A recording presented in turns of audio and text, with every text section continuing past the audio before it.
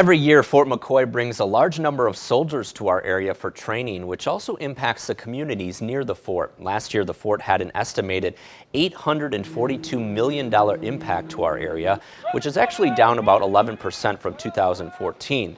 But on the flip side, the fort also trained a record number of soldiers, reaching more than 155,000 of them from all around the world.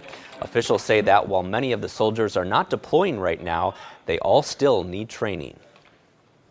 As the soldiers come back from overseas, they still need to maintain those training requirements to stay fresh, to be able to face any contingency that's out there. So that's why you're seeing these large numbers of soldiers coming to Fort McCoy, because we have some of the best ranges and training areas available.